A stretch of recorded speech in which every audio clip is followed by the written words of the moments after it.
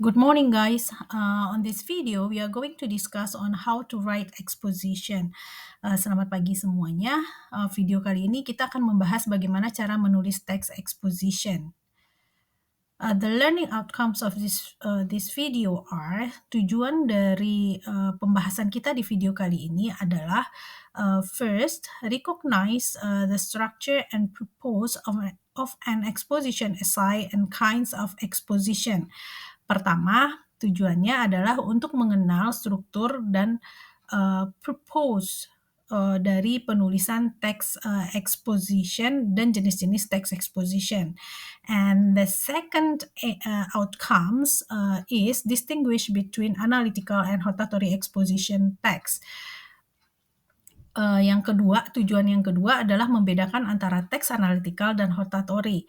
And the last outcomes dan tujuan yang ketiga adalah learn how to write clearly and effectively with PEL structure. Belajar cara menulis teks exposition dengan menggunakan teknik PEL. Now, let us discuss what is an exposition text. Apa itu teks exposition? So guys, exposition text belong to broader category of argumentative text. Jadi secara luas, teks eksposisi itu termasuk dalam kategori teks argumentatif. It tries to persuade and convince the reader to adopt a viewpoint or take a specific action by provide factual information, present evidence, and over explanation.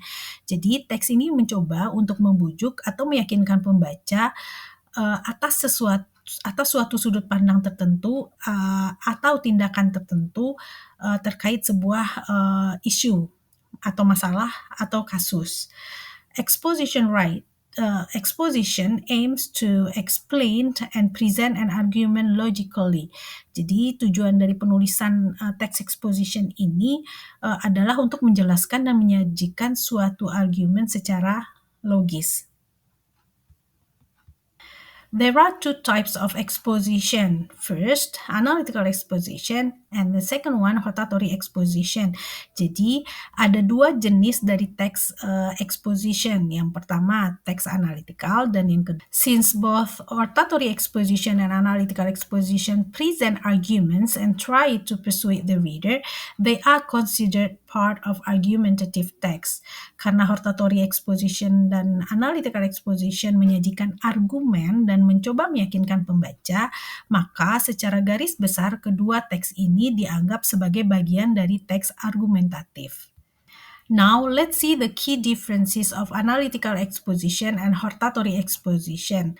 Mari kita lihat perbedaan utama antara analytical exposition dan hortatory exposition. Firstly, when talking about purposes, pertama, perbedaan dari tujuan penulisan. Analytical aims to analyze an issue and persuade the reader to agree with an argument. Pada teks analytical, tujuan penulisan adalah untuk menganalisis suatu masalah dan membujuk pembaca untuk menyetujui argumen yang disajikan. While in hortatory, it aims to persuade the reader and encourage them to take action. Sedangkan pada hortatory, tujuan penulisannya adalah untuk membujuk pembaca dan mendorong mereka untuk mengambil tindakan. So, pada analytical, tujuannya untuk membuat pembaca setuju dengan pendapat si penulis, namun pada hortatory, tujuannya adalah untuk membuat atau mengajak orang lain melakukan sesuatu. Jadi, take an action. Now the differences when talking about the structure. Nah, sekarang kita bahas perbedaan ketika kita membicarakan struktur dari teks. Analytical exposition consists of thesis, arguments, and conclusion. Teks analytical, struktur teksnya itu terdiri dari thesis, bagian pertama, kemudian bagian selanjutnya arguments, kemudian bagian terakhir itu conclusion. Dan conclusionnya kita sebut dengan reiteration. Nah, in hortatory, pada teks hortatory, the structure of the text are, struktur dari teksnya adalah thesis, arguments, kemudian conclusion. Dan conclusionnya itu berupa recommendation. So, in short, jadi secara singkat, dapat kita simpulkan bahwa kunci perbedaan antara analytical dan hortatory ada pada conclusion. Nah, di mana, pada analytical, the conclusions are reiteration, conclusion-nya itu merupakan, reiteration, di mana reiteration ini, restates the thesis without urging action. Di mana, conclusion pada analytical ini diakhiri dengan menekankan kembali tesis tanpa mendesak tindakan lebih lanjut ke depannya. Jadi hanya sampai menekankan tesis kembali, meyakinkan tesis kembali. Tidak ada action yang diharapkan dari, si pembaca. Nah, pada hortatory, it ends, with a call to an action. Pada hortatory, di kesimpulan itu, di akhirnya itu ada himbauan untuk melakukan action. Jadi, si penulis menghimbau, pembaca untuk melakukan sesuatu by suggesting solution, dengan menyarankan, solusi-solusi, atau mungkin, si pembaca, memiliki cara tersendiri untuk melakukan hal tersebut. Now, let us discuss the key elements of exposition writing. Nah, sekarang mari kita bahas elemen kunci penulisan, teks exposition. Seperti yang kita ketahui sebelumnya, kalau, struktur dari teks exposition itu adalah thesis, arguments, dan conclusion. Nah, mari kita bahas satu persatu. Thesis clearly states what the writer believes and intends to prove. Jadi thesis itu merupakan pernyataan dari si penulis mengenai apa yang mereka percaya dan apa pendapat mereka mengenai sebuah isu dan kemudian apa yang ingin mereka buktikan. Nah, kemudian yang kedua, bagian kedua itu arguments. Nah, arguments ini merupakan the reason of the thesis, which support the thesis. Arguments ini merupakan alasan-alasan yang mendukung thesis. So, the argument should be in a logical explanation that support the claim. Jadi, thesis ini harus berupa argumen penjelasan logis yang mendukung klaim pada thesis tadi yang di bagian pertama ini. Jadi argumen itu merupakan logical explanation that support the thesis. Argumen itu merupakan penjelasan yang logis yang mendukung atau menjelaskan atau yang support thesis tadi yang di bagian pertama. And then the argument answer the question, why is this claim valid? Jadi argumen ini merupakan jawaban kenapa thesis ini, pendapat si penulis di thesis itu valid. Nah, kemudian bagian ketiga dari text exposition itu conclusion. Jadi setelah menulis thesis, kemudian ditulis arguments-nya, kemudian yang terakhir conclusion. Nah, untuk conclusion, there are two types of conclusion. Ada dua jenis conclusion. Ada reiteration, ada recommendation. Nah, reiteration itu kita gunakan pada teks analytical. Jadi jika teksnya analytical, maka conclusion-nya berupa reiteration. Nah, jika teksnya hortatory, maka conclusion-nya berupa recommendation. Nah, sekarang mari kita bahas bagaimana cara menulis thesis. Tadi kita sudah bahas sebelumnya bahwa bagian dari teks exposition itu ada thesis, kemudian arguments, kemudian ada conclusion. Nah, sekarang kita bahas terlebih dahulu bagaimana cara menulis thesis. Jadi, thesis itu terdiri dari 3 bagian. Yang pertama ada introduction, kemudian yang kedua explanation, and then kemudian thesisnya. Nah, so begins with an attention grabbing hook to engage the reader. Jadi pada thesis ini mulailah dengan memperkenalkan topik yang akan dibahas dengan pembukaan yang menarik dan kemudian melibatkan si pembaca. Nah, mari kita lihat contohnya pada teks di sini. Pada kalimat pertama, itu si penulis menulis, broccoli is one of the most nutritious vegetables that should be included in our daily diet. Nah, di sini si penulis bilang, brokoli adalah salah satu sayuran paling bergizi yang harus dimasukkan dalam makanan kita sehari-hari. Nah, penulis mencoba menarik perhatian dengan menyatakan kalau brokoli merupakan sayuran yang paling bernutrisi, most nutritious. Dan kemudian penulis berusaha melibatkan pembaca dalam kalimat pertama ini, dalam kalimat pembuka ini dengan menggunakan kata our. in our daily life. Dengan menggunakan kata our, penulis di sini melibatkan pembaca dalam tulisannya. Nah, ini merupakan pembukaan yang cukup menarik perhatian bagi si pembaca. Nah, setelah pembukaan ini, kita harus menulis background information on the topic. Kita harus memperkenalkan dulu topiknya apa. Nah, jadi di sini si penulis menulis broccoli provide essential vitamins, minerals, and antioxidants that contribute to overall health. Nah, brokoli mengandung vitamin, mineral, dan antioksidan penting yang berkontribusi terhadap kesehatan. Secara keseluruhan di sini penulis memberikan informasi tambahan mengenai brokoli untuk mendukung kalimat sebelumnya yang menyatakan brokoli itu bernutrisi. Dan kemudian si penulis states the thesis. Si penulis kemudian menuliskan tesisnya atau pendapatnya terhadap brokoli, di mana di sini dia menyatakan bahwa regular consumption of broccoli can improve the immune system. Mengkonsumsi brokoli secara teratur dapat meningkatkan kekebalan tubuh. And then support digestion, dapat menunjang pencernaan, and reduce the risk of chronic disease, dan kemudian mengurangi resiko penyakit kronis. Jadi di sini bisa kita lihat ada 3 bagian dari thesis. Yang pertama kalimat pembuka, kemudian yang kedua kalimat pendukung yang biasanya berisi informasi-informasi tambahan yang mendukung kalimat pertama, kemudian yang ketiga thesis, pendapat penulis mengenai topik. Nah, di sini topiknya brokoli. Dan kemudian di kalimat pertama si penulis membuka dengan menyatakan bahwa brokoli merupakan sayuran yang sangat bernutrisi, yang paling bernutrisi, yang harus ada dalam makanan kita. Nah, kemudian dia lanjutkan lagi di kalimat kedua, menjelaskan lebih lanjut kenapa harus ada di makanan kita. Nah, di situ si penulis bilang, it provides essential vitamins, karena menyediakan vitamin yang sangat penting bagi tubuh, menyediakan minerals, kemudian ada antioksidannya juga.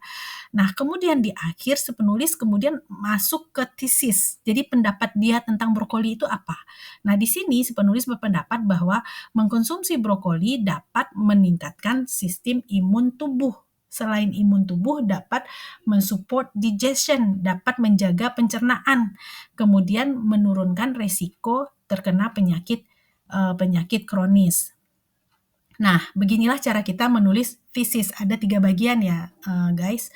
Nah, kemudian kita masuk ke bagian arguments. Nah, arguments itu terdiri dari beberapa paragraf. Each paragraph of arguments focuses on a separate subtopic related to the thesis. Jadi masing-masing paragraf dari argumen ini merupakan support paragraf pendukung yang mendukung thesis.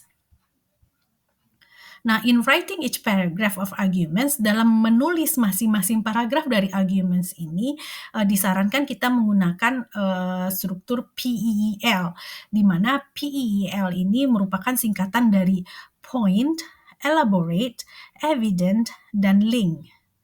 Jadi, paragraf argument harus terdiri dari point, elaborate, evident, dan link.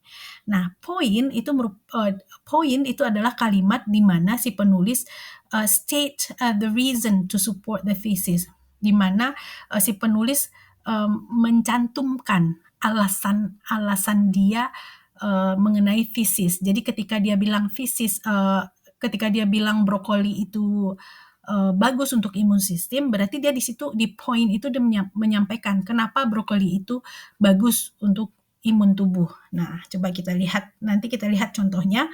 Nah, kemudian yang kedua, elaborate. Di kalimat elaborate ini, penulis menjelaskan poin tadi yang di atas tadi dengan lebih detail lagi. Jadi dia memberikan penjelasan tambahan mengenai poin. Nah, elaborate itu bisa berupa evidence atau bisa berupa explanation. Nah, ketika kita menggunakan evidence, use fact, gunakan data, example, contoh-contoh, atau quotation from reliable sources, atau kita juga bisa menggunakan pendapat-pendapat dari sumber-sumber yang terpercaya seperti articles or expert atau para ahli to support poin kita yang di atas tadi. Nah, kemudian terakhir di akhir paragraf itu connect your explanation back to the paragraph main point. Kemudian kamu sambungkan kembali, hubungkan kembali paragraf main point, paragraf ini ke semua inti dari argument tersebut dengan thesis. Nah, sekarang coba kita lihat contohnya. Ini contoh argument pertama. Tadi seperti yang kita ingat ya, Nak, thesis dari teks ini adalah tesisnya tadi regular consumption of broccoli can improve the immune system. Mengkonsumsi brokoli secara rutin itu dapat meningkatkan imun tubuh, kemudian menjaga pencernaan, kemudian mencegah dari penyakit. Nah, sekarang kita lihat argumen yang pertama. Kenapa brokoli itu bisa meningkatkan imun sistem? Kenapa dia bisa menjaga pencernaan dan menghindarkan kita dari penyakit kronis? Nah, kita lihat argumen pertama. Di argumen pertama dia bilang brokoli itu mengandung vitamin-vitamin dan mineral yang esensial, yang sangat penting untuk tubuh seperti vitamin C, vitamin K, iron, zat besi, dan fiber. Nah, berarti di sini kenapa brokoli itu dapat meningkatkan imun tubuh? Di sini alasannya disampaikan oleh si penulis, brokoli itu mengandung banyak vitamin. Nah, ini merupakan poin. Nih, sama ya warnanya nih, poin merah dan kalimatnya juga. Nah, ini merupakan poin dari argumen pertama. Nah, kemudian setelah ada poin ini, kenapa tesis itu kamu berpendapat seperti yang kamu tulis di tesis? Nah, kemudian lanjutkan dengan elaborate. Elaborate itu berarti kita memberikan penjelasan lebih lanjut yang mendukung poin tadi, kalimat pertama ini. Nah, di sini si penulis menggunakan vitamin C boost the immune system, while vitamin K plays a vital role in blood clotting and bone health. Jadi, di sini si penulis menyampaikan, berusaha meyakinkan pembaca bahwa brokoli itu memang bernutrisi dan bagus, bisa meningkatkan imun tubuh karena dia mengandung vitamin C yang berguna untuk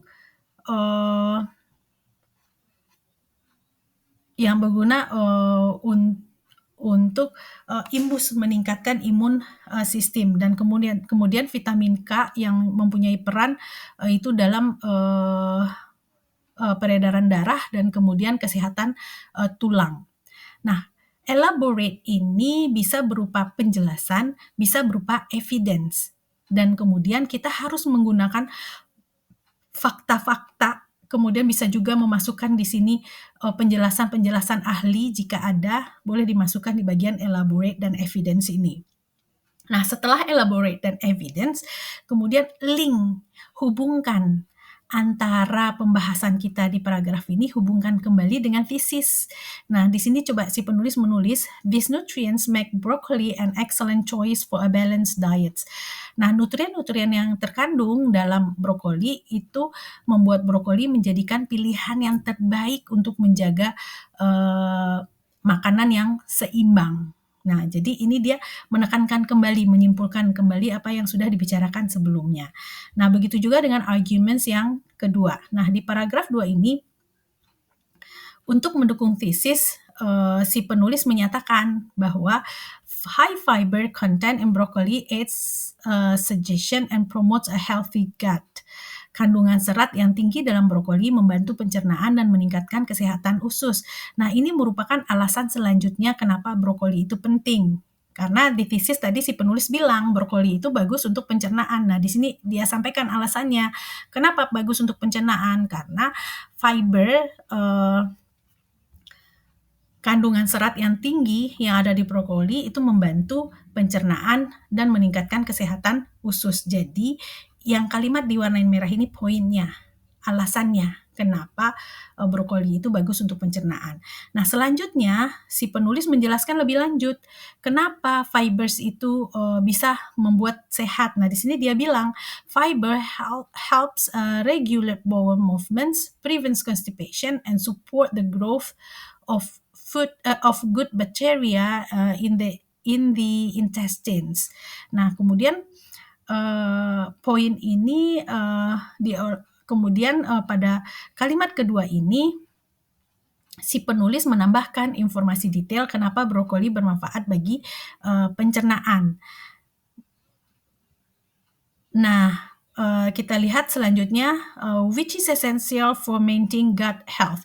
Nah, di kalimat terakhir ini yang berwarna ungu itu si penulis berusaha melingkan kembali kalimat yang ini nih, elaborate dan evidence ini dengan point. Jadi menyimpulkan kembali isi dari paragraf ini, menekankan kembali karena dia mengandung fiber, jadi emang penting loh untuk kesehatan pencernaan. Nah, sekarang kita lihat argumen yang ketiga, alasan yang ketiga dari si penulis yang dapat mendukung thesis. Di sini dia bilang broccoli contains powerful antioxidant. Ini berarti poinnya ya di argumen yang ketiga. Katanya brokoli itu mengandung antioksidan yang bagus. Nah, kemudian dielaborate di sini oleh si penulis dengan memberikan evidence. Nah, di sini dia bilang such as sulforaphane, which can help reduce inflammation and lower the risk of chronic diseases like cancer, heart diseases, and diabetes. Jadi kata dia ada antioksidan loh di brokoli itu yang bermanfaat bagi tubuh, di mana di situ dapat menurunkan resiko dari penyakit-penyakit kronis seperti kanker, penyakit jantung, diabetes. Nah, kemudian di akhir di antioksidan dia linkkan kembali antioksidan poin tadi yang di atas. Di antioksidan neutralize harmful free radicals in the body, preventing cell damage dan kalimat ini menghubungkan argumen di paragraf ini keseluruhan dari inti dari paragraf ini. Nah, kemudian untuk conclusion, kita masuk dulu conclusion pada teks analytical. Pada conclusion teks analytical itu terdiri dari dua bagian. Yang pertama, kalian harus menyimpulkan dulu poin-poin dari yang di atas. Kemudian setelah itu tinggal menekankan kembali thesis. Ini contohnya, di sini si penulis menyimpulkan kembali apa yang dia sudah tulis di thesis, di argumen 1, di argumen 2, di argumen 3. Ini kalimatnya, in conclusion, consuming broccoli regularly provides numerous health benefits, including improved immunity, better digestion, and a lower risk of chronic diseases. Nah, kesimpulannya, mengkonsumsi brokoli secara teratur itu dapat memberikan manfaat yang sangat banyak bagi tubuh, termasuk di dalamnya meningkatkan imun tubuh, kemudian pencernaan yang bagus, dan kemudian menurunkan resiko penyakit-penyakit kronis. Nah, ini sama dengan thesis yang ditulis penulis di awal. Karena itu ini kita sebut dengan reiteration. Jadi ini kesimpulan secara keseluruhan. Nah, kemudian di bawah disampaikan lagi nih sama si penulis, adding broccoli to your diet is a simple yet effective way to maintain overall health and well-being. Nah, dia tambahkan lagi di sini. Jadi menambahkan brokoli ke makanan kita itu dapat menjadikan merupakan cara yang efektif untuk mempertahankan kesehatan kita. Nah, ini di teks ini si penulis tidak berusaha meminta pembaca melakukan sesuatu. Dia hanya meyakinkan pembaca tentang pendapatnya bahwa brokoli itu bagus untuk tubuh. Dia hanya mencoba meyakinkan saja dengan berikan alasan. Nah, ini namanya reiteration. Nah, pada hortatory kesimpulannya berbeda dengan analytical. Kalau pada hortatory, tujuan dari kesimpulannya itu meminta si pembaca untuk melakukan sesuatu terkait yang dibahas. Jadi di awal simpulkan dulu apa yang sudah ditulis seperti tadi di analytical. Nah, kemudian provide recommendation for further exploration dan kemudian berikan solusi-solusi. Nah, seperti di kalimat di sini dia bilang whether steamed, stir fried, or added a soup and salads, consuming broccoli regularly can significantly improve our health. Nah, di sini dia menyampaikan mau dikukuskah, direbus, atau dibikin sup gitu.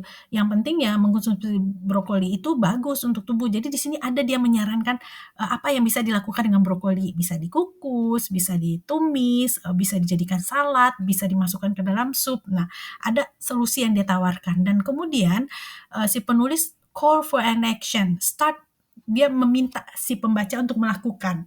Nah, ini di akhir, si penulis bilang, "Start making broccoli, as a part of your diet." Nah, mulai sekarang jadikan brokoli sebagai bagian dari, makanan sehat kalian sehari-hari, agar tubuh kalian sehat dan stronger. Nah, di sini si penulis mencoba untuk, mengajak si pembaca melakukan sesuatu. Nah, ini, teksnya teks hortatory karena kesimpulannya berupa recommendation.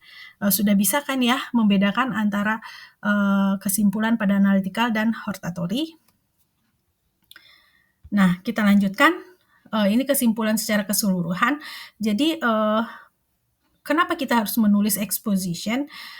Exposition itu menyajikan factual information, informasi-informasi faktual, kemudian present evidence, kemudian, menyampaikan bukti-bukti untuk mendukung, pendapat tersebut, kemudian menjelaskan, explanation, menjelaskan secara lebih jelas, kemudian secara terstruktur, dengan tujuan untuk meyakinkan pembaca dan membujuk pembaca, terhadap suatu pendapat. Nah, secara garis besar, bagian dari teks exposition itu yang pertama harus ada introduction dulu, di sana ada thesis berarti, dan kemudian dilanjut dengan body paragraph, di mana body paragraphnya terdiri dari arguments, dan kemudian terakhir conclusion. Conclusion itu kesimpulan, disesuaikan dengan jenis teksnya. Nah, guys, sekarang coba kalian buat, a mapping, tentang, the important of certain fruits for our diets. Pentingnya, buah-buah tertentu bagi diet kita. You may choose, kamu boleh memilih, one fruit or maybe fruit in general, kamu boleh memilih salah satu, buah saja atau misalnya buah secara general.